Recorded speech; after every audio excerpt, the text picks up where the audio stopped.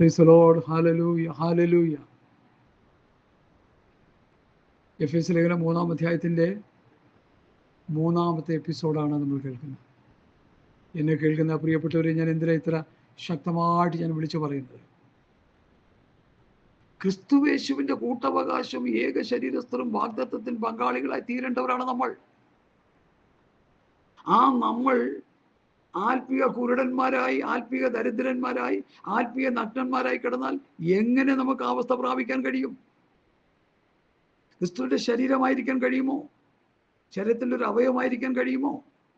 തല ക്രിസ്തുവും സഭ ശരീരത്തിൻ്റെ അവയവങ്ങളാണ്. തലയായ ക്രിസ്തുവിൽ നിന്ന് ഉപദേശം കേട്ട് ജീവിക്കേണ്ടവരാണ് നമ്മൾ. അതിനെക്കുറിച്ചുള്ള വചനം പറയാനായിട്ട് എൻ്റെ ഉള്ളിൽ പ്രേരണയുണ്ട്. ഞാനിത് പല പ്രാവശ്യം എപ്പോഴും ഒക്കെ പറയുന്നതാണെങ്കിലും പിന്നെയും പിന്നെയും പറയാൻ പ്രേരണ ഉള്ളത് കൊണ്ടും ഒരുപക്ഷെ നിങ്ങൾ മറന്നുപോയെങ്കിൽ നിങ്ങളെ ഓർപ്പിച്ചുണർത്തുകയാണ് ചെയ്യുന്നത്. നിങ്ങൾക്കറിയാവുന്നവരാണ് ഒത്തിരി പേര്, എനിക്കറിയാം. കൊലോസ്യ ലേഖനം 2-ാം അധ്യായത്തിൽ തലയെ മുറുകെ പിടിക്കാത്തവൻ ആരും നിങ്ങളെ വിരുദ്ധ തെറ്റിക്കരുത്. തലയാരാ? ക്രിസ്തു. തലയെ മുറുകെ പിടിക്കാത്ത പറഞ്ഞാൽ എന്താ? ക്രിസ്തുവിൻ്റെ ഉപദേശം മുറുകെ പിടിക്കാത്തവർ. എന്താ ക്രിസ്തുവിൻ്റെ ഉപദേശം? നിങ്ങൾ വാക്കിനാലോ ലേഖനത്താലോ തന്ന പ്രമാണങ്ങൾ അത് മുറുകെ പിടിക്കണം. അത് മുറുകെ പിടിച്ചില്ലെങ്കിൽ ക്രിസ്തുവിനെ മുറുകെ പിടിക്കാത്ത ശൂഷകന്മാരാ, അവർ വിരുദ്ധ തെറ്റിക്കുന്നവരാ. നമ്മൾ ഓട്ടക്കളത്തിൽ ഓടിക്കൊണ്ടിരിക്കുക. ഏതാ ഓട്ടം?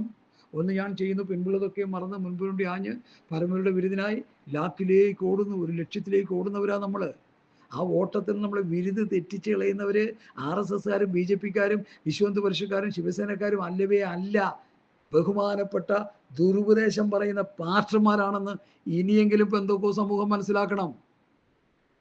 എന്നോട് ദേഷ്യപ്പെടരുത്, ഉള്ളതുപോലെ പറയുക. ഒരു ലക്ഷ്യത്തിൽ നിന്ന് ഓടിക്കൊണ്ടിരിക്കുമ്പോൾ അതിൽ നിന്ന് തെറ്റിച്ച് കളയുന്ന ആരാ?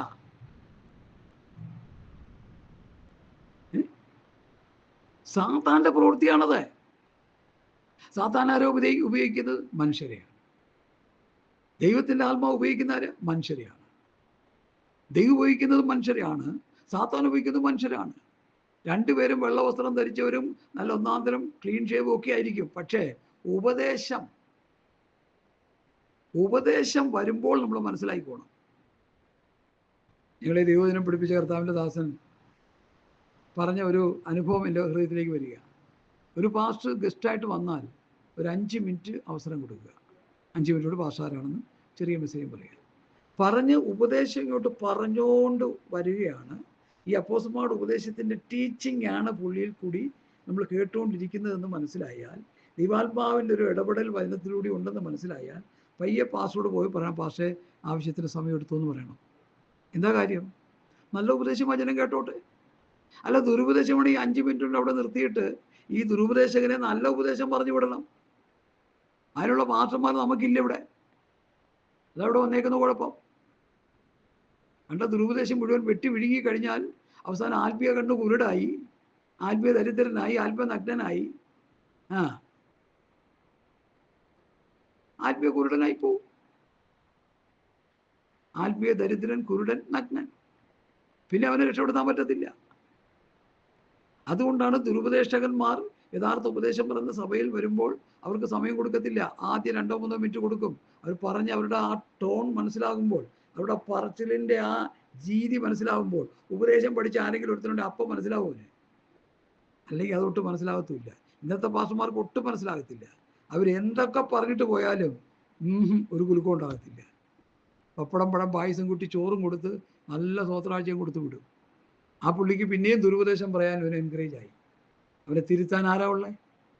ക്യാപ്റ്റൻ ശമുവേലിൻ്റെ കൂട്ടായ്മയിൽ താൻ വടക്കേ ഇന്ത്യയിൽ നിന്ന് ശുശ്രൂഷ കഴിഞ്ഞ് മടങ്ങി ക്ഷീണിച്ച് വരുമ്പോൾ എൻ്റെ സ്ഥിരം ചർച്ചിലൊരു അനുഗ്രഹിക്കപ്പെട്ട കൂട്ടായ്മ നടക്കുക.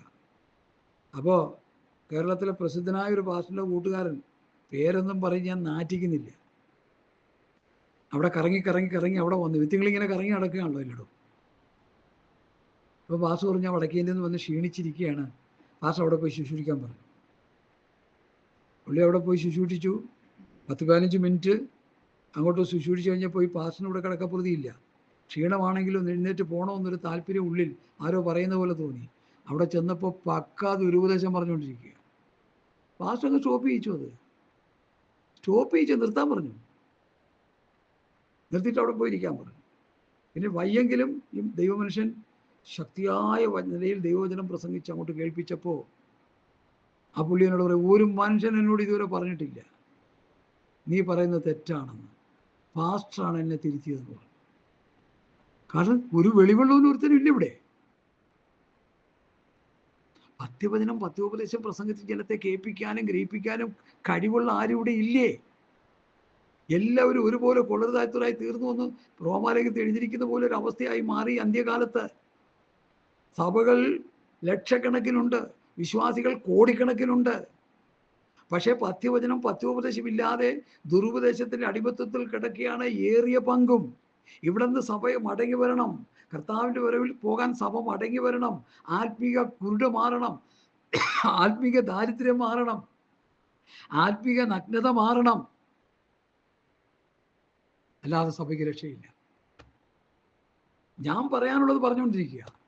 2025 ലാസ്റ്റ് ക്ലിയർ കട്ടായിട്ട് ഞാൻ പറയുക, ആത്മീയ ദാരിദ്ര്യം മാറിയേ പറ്റൂ, ആത്മീയ കുരുട് മാറിയേ പറ്റൂ, ആത്മീയ നഗ്നമായ അവസ്ഥ മാറിയേ പറ്റൂ. ഇന്റർനാഷണൽ പ്രീച്ചേഴ്സ് ഈ വേദഭാഗം പ്രസംഗിക്കുന്നത് കേട്ടിട്ട് ഞാൻ കരഞ്ഞുകൊണ്ടിരിക്കുക. അവർ വേറെന്തൊക്കെയോ പറഞ്ഞുകൊണ്ടിരിക്കുക. പരിശുദ്ധാത്മാവ് രേഖപ്പെടുത്തിയിരിക്കുന്ന ഇതാണ് സത്യം. ഇത് തെറ്റാണെന്ന് ആർക്കെങ്കിലും വചനത്തിലൂടെ തെളിയിക്കാമെങ്കിൽ തെളിയിക്കാം. വചനത്തിലൂടെ തെളിയിക്കണം. എന്നാൽ അന്നോട്ട് ആ തെളിയിക്കപ്പെട്ട കാര്യം ഞാനും പ്രസംഗിക്കാം, ഒരു കുഴപ്പമില്ല. പുസ്തകത്തിലൂടെ തെളിയിക്കണോ? അത് ഞാനിത് പുസ്തകത്തിലൂടെ തെളിയിച്ച് കഴിഞ്ഞു. ശാസ്ത്രന്മാരും പരീശന്മാരും കർത്താവ് വരുമ്പോൾ യഹൂദ മതമാണല്ലോ, അവർ കുരുടന്മാരാ വഴികാട്ടികളെ. കുരുടനെ വഴികാട്ടിക്കൊണ്ടിരിക്കുന്ന കർത്താവ് പറഞ്ഞേ. Hallelujah, hallelujah. യെശയ്യാവ് പറഞ്ഞു, രക്ഷാവസ്ത്രം നീതിயின் വസ്ത്രം ധരിപ്പിച്ചു. ആ രക്ഷയെ നഷ്ടപ്പെടുത്തി, രക്ഷാവസ്ത്രവും നഷ്ടപ്പെടുത്തി, ദൈവം നീതീകരിച്ച നീതിയുടെ അനുഭവം നഷ്ടപ്പെടുത്തി. അപ്പൊ ആരായി നഗ്നനായി?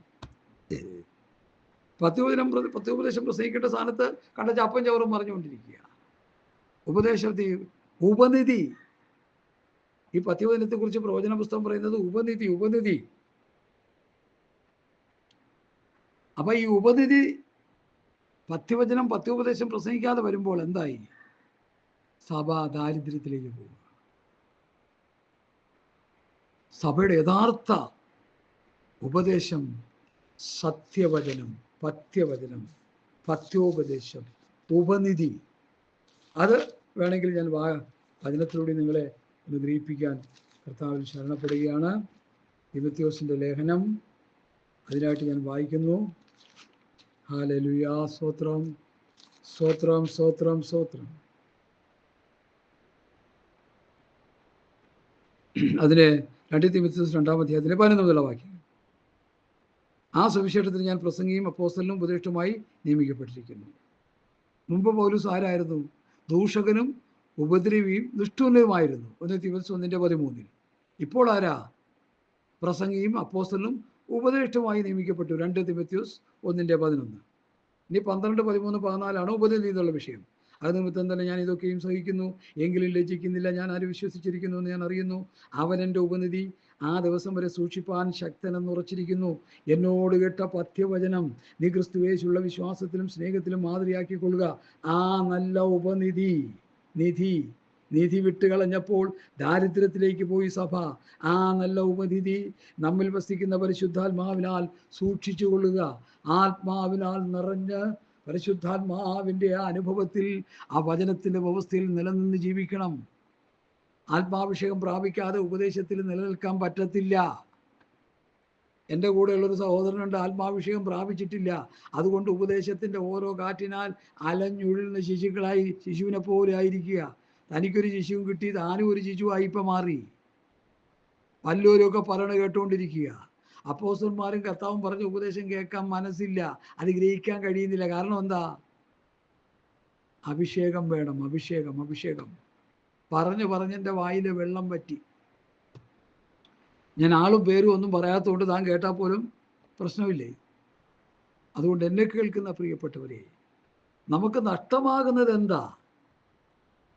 ഈ വക ഏടാകൂടങ്ങളിലൊക്കെ ചെന്ന് എടുത്തു ചാടി രക്ഷാവസ്ത്രം പോയി, നീതിയിൽ വസ്ത്രം പോയി, പിന്നെ ആത്മീയ കുരുടുമായി നമ്മൾ തീർന്നു കഴിഞ്ഞാൽ നമുക്ക് സംഭവിക്കുന്നത് എന്താ? ക്രിസ്തുവിൻ്റെ കൂട്ടവകാശം കിട്ടത്തില്ല.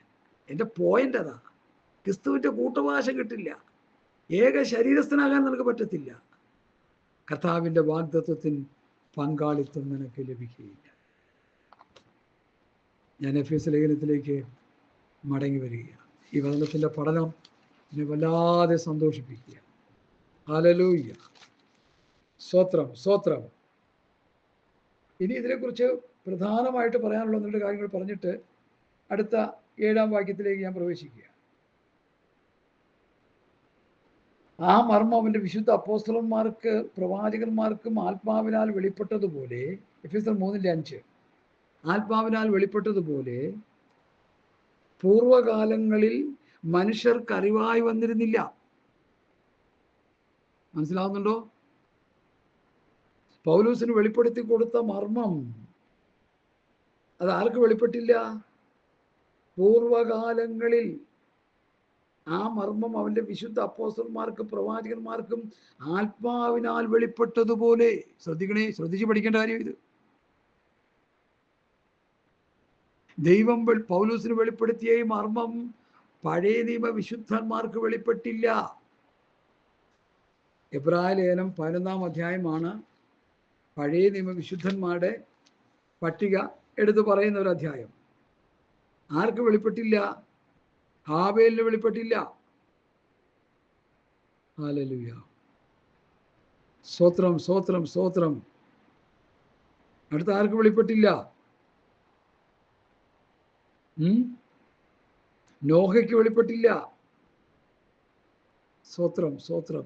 ഹാബേലിന് വെളിപ്പെട്ടില്ല, നോഹയ്ക്ക് വെളിപ്പെട്ടില്ല, അബ്രഹാമിന് വെളിപ്പെട്ടില്ല. സ്തോത്രം, സ്തോത്രം, സ്തോത്രം. ഇസഹാക്കിന് വെളിപ്പെട്ടില്ല, യാക്കോബിന് വെളിപ്പെട്ടില്ല, മോശയ്ക്ക് വെളിപ്പെട്ടില്ല. മോശയിൽ ഒരു പ്രവാചകൻ ഉണ്ടായിട്ടില്ല, ഇനി ഉണ്ടാകുകയില്ല. മോശയ്ക്ക് വെളിപ്പെട്ടില്ല. വിശ്വാസ വീരന്മാരുടെ ഒരു പട്ടിക ഇവിടെ പറയുന്നുണ്ട്. ഗിദെയോൻ, ബാരക്ക്, ശിംശോൻ, ഇഫ്താഹ്, ദാവീദ്, ശമൂവേല്. ഒത്തിരി പഴയ വിശുദ്ധന്മാരുടെ പട്ടിക ഇവിടെ പറയുന്നുണ്ട്. ഹാനോക്കിന് വെളിപ്പെട്ടില്ല, മോശയ്ക്ക് വെളിപ്പെട്ടില്ല, ദാവീദിന് വെളിപ്പെട്ടില്ല. പഴയ നിയമത്തിലെ കരുത്തന്മാരായ കഥാപാത്രങ്ങളായ ദൈവത്തിന്റെ സ്നേഹിതൻ എന്ന് വിശേഷിപ്പിക്കപ്പെട്ട അബ്രഹാം, യോസെഫ്, യേശു ക്രിസ്തുവിന്റെ നിഴലായി പ്രസംഗിക്കപ്പെടുന്നവൻ, സഹോദര്യ സ്നേഹത്തിന്റെ ഉത്തമ മാതൃക യോസെഫ്, വെളിപ്പെട്ടില്ല. പിന്നെ ആർക്ക് വെളിപ്പെട്ടു? നാടൻ ഭാഷയിലൊക്കെ പറയാം, ചാള പിടിച്ച് നടന്ന പത്രോസിനും പൗലോസിനും യോഹന്നാനും യാക്കോബിനും വെളിപ്പെട്ടു. പൗലോസിന് ചാളപിടി അല്ലായിരുന്നു ജോലി. താനൊരു പരീക്ഷനായിരുന്നു, ന്യായശാസ്ത്രിയായിരുന്നു, ഒരു യഹൂദ റബ്ബി ആയിരുന്നു. താനും ഇവരുടെ കൂടെ പോയി ആഡ് ചെയ്യുന്നുണ്ടെന്നുള്ളതാണ് ഏറ്റവും പ്രത്യേകത. നിങ്ങൾ ഇതുവരെ പഠിച്ചിട്ടുണ്ടെങ്കിൽ അത് നിങ്ങളെ മനസ്സിലാക്കിക്കോ, ഇല്ലെങ്കിൽ നിങ്ങൾ മനസ്സിലാക്കുക, ഞാനത് പറഞ്ഞു തരാം. പഠിച്ചോ ഇല്ലെന്ന് എനിക്കറിയത്തില്ല. 1 കൊരിന്ത്യർക്കെഴുതിയ ലേഖനം 2-ാം അധ്യായത്തിൻ്റെ ഒന്ന് വായിച്ച വാക്യം. 1 കൊരിന്ത്യർ ലേഖനം 2-ാം അധ്യായത്തിൻ്റെ 1 മുതലുള്ള വാക്യങ്ങൾ വായിച്ച പടപടയെന്ന് വായിക്കേ, സമയം പോവാ. ഹല്ലേലൂയ. 1 കൊരിന്ത്യർ ലേഖനം 2-ാം അധ്യായത്തിൻ്റെ 1 മുതൽ 3 പ്രാവശ്യം ഞാൻ പറഞ്ഞു. വന്നപ്പോൾ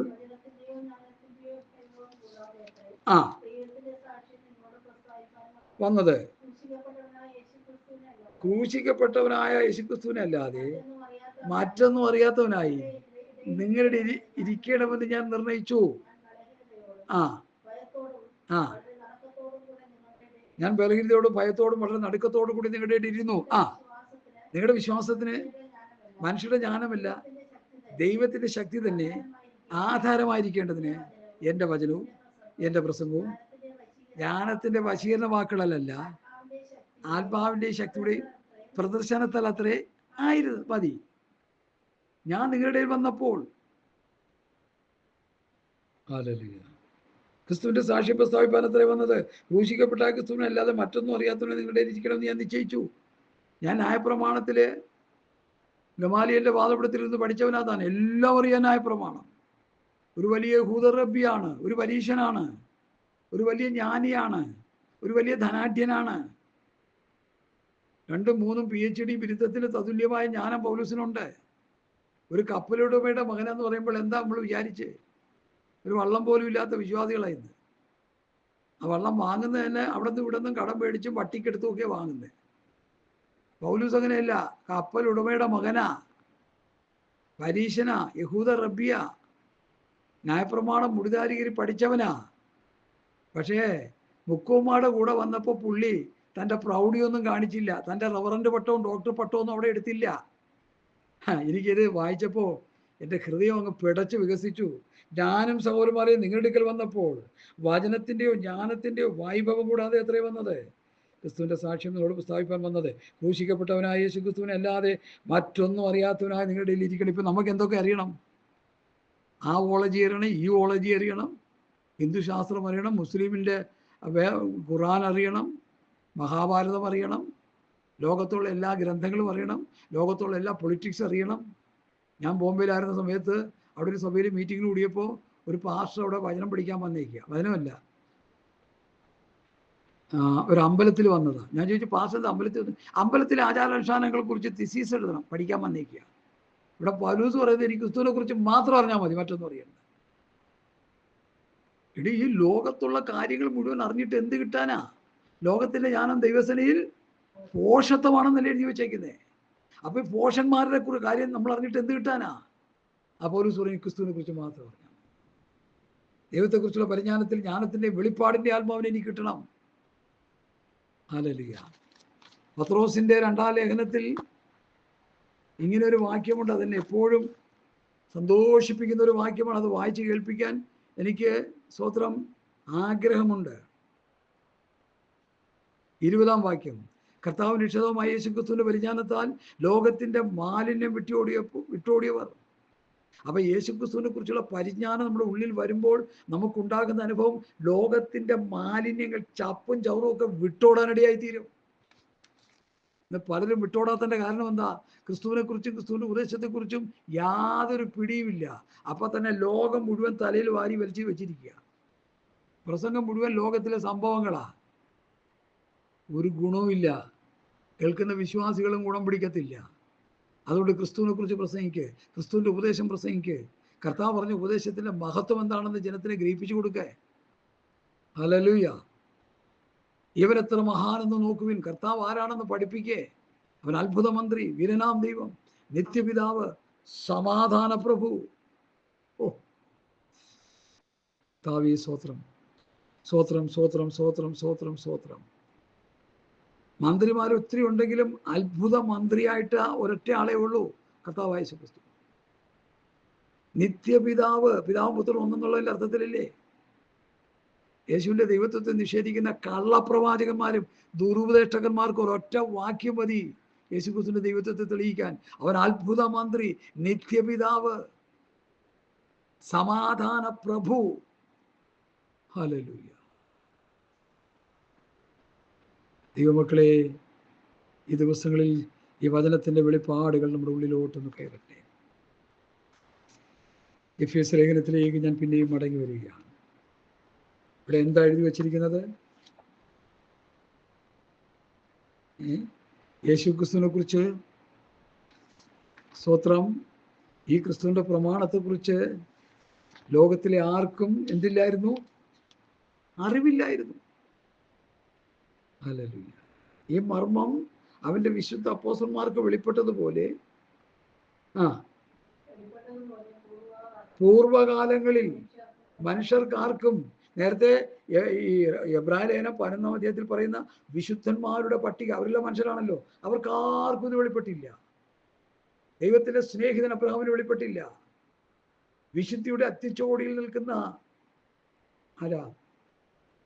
യോസഫ് വെളിപ്പെട്ടില്ല. ദൈവമനുഷ്യനായ ദാനിയേലിന് വെളിപ്പെട്ടില്ല. ദാനിയേൽ അറിയാതെ ദാനിയേൽ വെളിപ്പെട്ടിട്ടുണ്ട്. കൈ തൊടാതെ പറഞ്ഞു വരുന്ന കല്ലെന്ന് പറയുന്ന ക്രിസ്തുവിനെ കുറിച്ചാണ്. എന്നാൽ യേശു ക്രിസ്തുവിനെ കുറിച്ചുള്ള രക്ഷയെക്കുറിച്ചും മറ്റു വിവിധമായ വിവരങ്ങളെ കുറിച്ചുള്ള കാര്യങ്ങൾ അവർക്ക് വെളിപ്പെട്ടില്ല. അപ്പൊ അപ്പോസ്തലന്മാരുടെ പ്രാധാന്യത ഇവിടെയാണ് നമ്മൾ കാണുന്നത്. അവരെ ചവിട്ടി തേക്കുന്ന ആരെങ്കിലും ഉണ്ടെങ്കിൽ ചിന്തിച്ചോണം. പിതാവാം ദൈവം തെരഞ്ഞെടുത്ത് പുത്രന് കൊടുത്തതാണ് അപ്പോസ്തലന്മാരെ. യോഹന്നാന്റെ സുവിശേഷം 17-ന്റെ 6 ഒന്ന് വായിച്ചേ. 17-ന്റെ 6 പെട്ടെന്ന് വായിക്കും. 17-ന്റെ 6. പിതാവ് തെരഞ്ഞെടുത്ത് പുത്രന് കൊടുത്തതാ. കർത്താവേ സ്തോത്രം, സ്തോത്രം, സ്തോത്രം, സ്തോത്രം, സ്തോത്രം. നീ ലോകത്തിൽ നിന്ന് എനിക്ക് തന്നിട്ടുള്ള മനുഷ്യർ. അപ്പൊ നീ ലോകത്തിൽ നിന്ന് എനിക്ക് തന്നിട്ടുള്ള മനുഷ്യരാണ് ചാള പിടിച്ചു കിടന്ന പത്രോസ്, യോഹന്നാൻ, യാക്കോബ്, യൂദ ആദിയായ ആദിമ അപ്പോസ്തലന്മാരെന്ന് ഇനിയെങ്കിലും പെന്തക്കോ സമൂഹം ഒന്ന് മനസ്സിലാക്കണം. നീ എനിക്ക് ലോകത്തിൽ നിന്ന് തന്നിട്ടുള്ളവർ അവർ. ഇനി അടുത്തത്, അവർ വെളിപ്പെടുത്തിയിരിക്കുന്നു, അവർ നിനക്കുള്ളവരായിരുന്നു. അപ്പൊ പിതാവ് തെരഞ്ഞെടുത്ത പിതാവിനുള്ളവരാണ് പത്രോസ്, യോഹന്നാൻ, യാക്കോബ്, യൂദ. നമ്മളവരെ ചവിട്ടി തേക്കുക, അവരുടെ ഉപദേശം ചവിട്ടി തേക്കുക. തൃശ്ശൂരുള്ള ഒരു അച്ചായനോട് ഞാൻ എപ്പോഴും ഈ ഉപദേശം പറയുമ്പോൾ, പുള്ളി അപ്പോസ്തലന്മാരുടെ ഉപദേശം പറയുമ്പോൾ പുള്ളിക്ക് നീറ് കടിക്കുന്ന പോലെയാണ്. പക്ഷെ കുഴഞ്ഞു പോയി, പുള്ളി കുഴഞ്ഞ് രക്ഷപ്പെടുത്താൻ പറ്റാത്ത പരുവത്തിലായിപ്പോയി. ഞാൻ അച്ഛനോട്, അച്ഛൻ വചനം തിരസ്കരിച്ച് കളയുന്നതുകൊണ്ട് അച്ഛൻ ഇത്ര പ്രയാസങ്ങൾ. ക്രിസ്തുവിൻ്റെ ഉപദേശത്തെ അച്ഛൻ ചവിട്ടി തേക്കുക. ക്രിസ്തുവിൻ്റെ ഉപദേശം, അപ്പോസ്തലന്മാരുടെ ഉപദേശം ക്രിസ്തുവിൻ്റെ ഉപദേശമാണ്.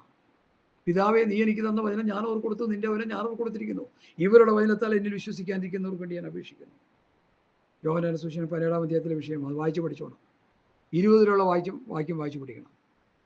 അവരെ, അവർക്ക്, അവരുടെ, അവർക്ക്, അവരെ, അവരിൽ 10-40 പ്രാവശ്യം എഴുതി വെച്ചിട്ടുണ്ട് അതിലെ. അപ്പൊ അതിന് പ്രാധാന്യമില്ലേ?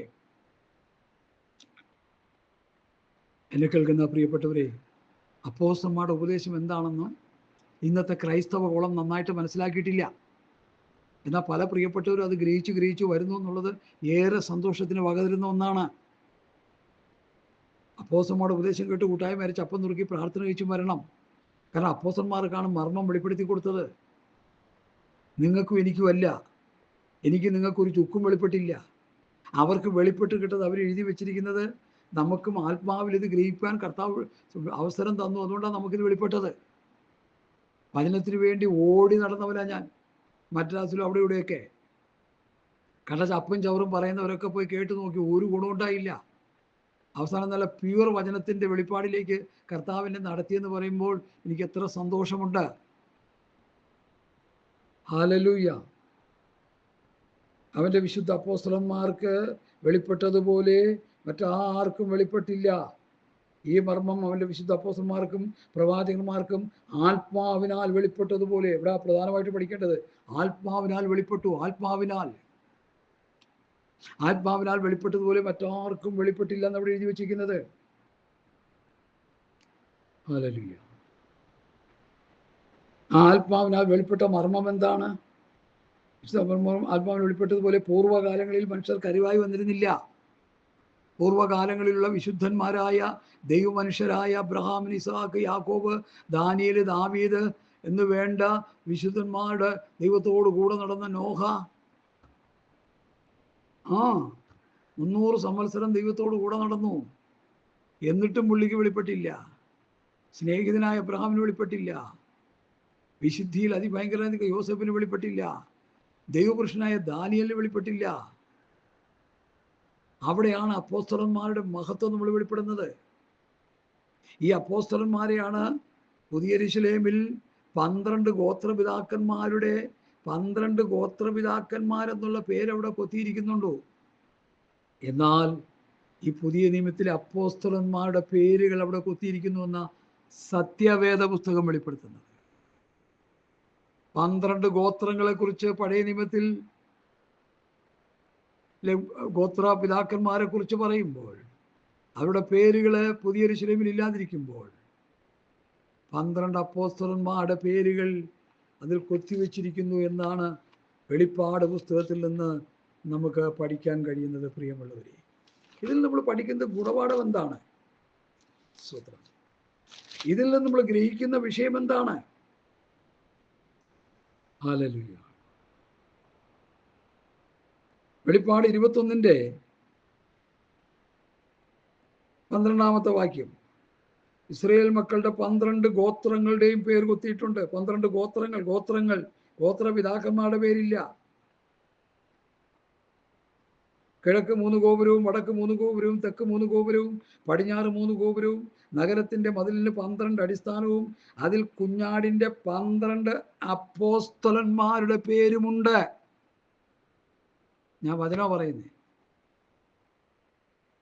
അപ്പോസ്തലന്മാരുടെ പേരവിടെ എഴുതി വെച്ചിട്ടുണ്ട്. ചാള പിടിച്ച് നടന്ന പത്രോസിന്റെയും യോഹന്നാന്റെയും യാക്കോബിന്റെയും യൂദയുടെ പേരവിടെ ഉണ്ട്. അപ്പൊ തന്നെ ഗോത്രങ്ങളുടെ പേരേ ഉള്ളൂ, ഗോത്ര പിതാക്കന്മാരുടെ പേരില്ല പുതിയ യെരൂശലേമിൽ. അപ്പൊ അപ്പോസ്തലന്മാരുടെ മഹത്വം എത്ര വലുതാണ്. പിതാവ് തെരഞ്ഞെടുത്ത പിതാവിന്റെ സെലക്ഷനാണ് പുത്രന് കൊടുത്തത്. അവര് പറയുന്ന ഉപദേശം തള്ളിക്കളഞ്ഞാൽ നിങ്ങളെ തള്ളുന്നവൻ എന്നെ തള്ളുന്നു, എന്നെ തള്ളുന്നവൻ എന്നെ അയച്ചവനെ തള്ളുന്നു. പിന്നെ നിങ്ങൾ ദൈവമില്ലാത്ത ഗ്രൂപ്പിൽ പെടും. ഇതൊക്കെ മനസ്സിലായിക്കൊള്ളുക. ഞങ്ങൾ ദൈവത്തിൽ നിന്നുള്ളവരാകുന്നു. 1 യോഹന്നാൻ 4:6 ഞങ്ങൾ ദൈവത്തിൽ നിന്നുള്ളവരാകുന്നു. ദൈവത്തിൽ നിന്നുള്ളവൻ ഞങ്ങളുടെ വാക്ക് കേൾക്കുന്നു, ദൈവത്തിൽ നിന്നല്ലാത്തവൻ ഞങ്ങളുടെ വാക്ക് കേൾക്കുന്നില്ല. സത്യത്തിന്റെ ആത്മാവ് ഏതെന്നും വഞ്ചനയുടെ ആത്മാവ് ഏതെന്നും ഇതിനാലറിയാം. ഏതിനാലറിയാം? ഞങ്ങളുടെ വാക്ക് കേൾക്കുന്നതിനാലും ഞങ്ങളുടെ വാക്ക് കേൾക്കാത്തതിനാലും. എന്നെ കേൾക്കുന്ന ആ പ്രിയപ്പെട്ടവരെ, ഈ ദിവസങ്ങളിൽ നമ്മൾ ഈ സത്യം മനസ്സിലാക്കേണ്ടതുണ്ട്. യാഥാർത്ഥ്യങ്ങൾ നമ്മൾ മനസ്സിലാക്കേണ്ടതുണ്ട്. ഈ പുതിയ നിയമത്തിന്റെ വചന വെളിപ്പാടുകൾ നമുക്ക് മനസ്സിലാക്കേണ്ടതുണ്ട്. പ്രസംഗങ്ങൾ പലതും നിങ്ങൾ കേൾക്കുന്നുണ്ടാകാം. ആളെ കൂട്ടാനുള്ള പ്രസംഗവും, പൈസ ഉണ്ടാക്കാനുള്ള പ്രസംഗവും, രോഗശാന്തി, ഭൂതശാന്തി, അത്ഭുതം, അടയാളം, വീര്യപ്രവൃത്തി, ഇതൊക്കെ കേൾക്കുന്നുണ്ട്. പക്ഷേ സ്വർഗരാജ്യത്തിന്റെ ഒരു കണികയെക്കുറിച്ച് ഒരു വാക്ക് പോലും അവർ പറയത്തില്ല. പറയും, എന്തെങ്കിലും പറയണമല്ലോ എന്ന് കരുതി. സ്വർഗരാജ്യം പ്രാപിക്കാനുള്ള ഉപദേശത്തിന്റെ വ്യവസ്ഥ, വിശ്വാസം എന്ന ദൈവ വ്യവസ്ഥ, ഒരിക്കലായി ഫലമേൽപ്പിക്കപ്പെട്ട വിശ്വാസ പ്രമാണം, യൂദ 3-ാം വാക്യം, അവര് പറയത്തില്ല. കാരണം അവർക്ക് അത് പറയാനായിട്ട് അവർക്ക് നിയോഗമില്ല. അവർ ആളെ കൂട്ടുക, കാശുണ്ടാക്കുക, പേരെടുക്കുക, റവറന്റ് പട്ടം, ഡോക്ടർ പട്ടം. ഹല്ലേലൂയ. അപകടം മണത്തത് കൊണ്ടാണ് ഞാൻ ഈ പറയുന്നത്. കർത്താവിൻ്റെ വരവായി നമുക്ക് ഒരുങ്ങണം, ഒരുങ്ങണം, ഒരുങ്ങണം. ഹല്ലേലൂയ. സ്തോത്രം, സ്തോത്രം, സ്തോത്രം.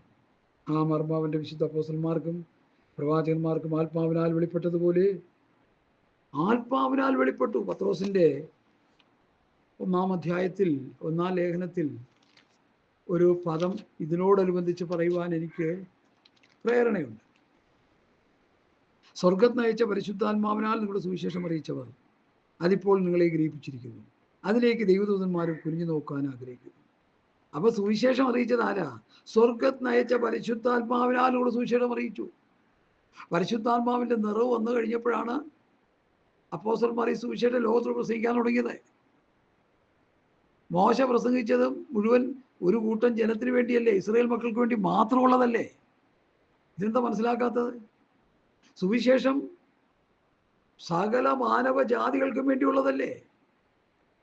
190 160 എത്രയോ രാഷ്ട്രങ്ങളായിക്കോട്ടെ, സകല രാജ്യങ്ങൾക്കും, സകല നേതൃത്വങ്ങൾക്കും, സകല മനുഷ്യർക്കും, ജാതി മത ഭേദമന്യേ, പണ്ഡിത പാമര ഭേദമന്യേ, കറുത്തവൻ വെളുത്തവൻ ഭേദമന്യേ, ഏത് ഗോത്ര ഭേദമന്യേ, എല്ലാവർക്കും ഉള്ളതല്ലേ യേശുക്രിസ്തുവിനുള്ള സുവിശേഷം. ഇപ്പോൾ നാഥാ, നീ എന്നെ സമാധാനത്തോടെ വിട്ടയക്കുന്നു. സകല ജാതികളുടെയും മുൻപാകെ ഒരുക്കിയിരിക്കുന്ന രക്ഷ എൻ്റെ കണ്ണ് കണ്ടു. യേശുക്രിസ്തു ആരാണ്? സകല ജാതികളുടെയും മുൻപാകെ ഒരുക്കിയിരിക്കുന്ന രക്ഷ, ആത്മരക്ഷ. ഇന്ന് ആ ആത്മരക്ഷ മാറ്റി ദേഹരക്ഷയെക്കുറിച്ചാണ് പാസ്റ്റർമാർ പ്രസംഗിച്ചുകൊണ്ടിരിക്കുന്നത്. അതാ ഞാൻ അവരെ കുറ്റപ്പെടുത്തുന്നത്. അവരും എൻ്റെ സഹോദരങ്ങളാണ്, പക്ഷെ വെളിവില്ലാണ്ട് പോയി, വെളിവ് കിട്ടിയില്ല.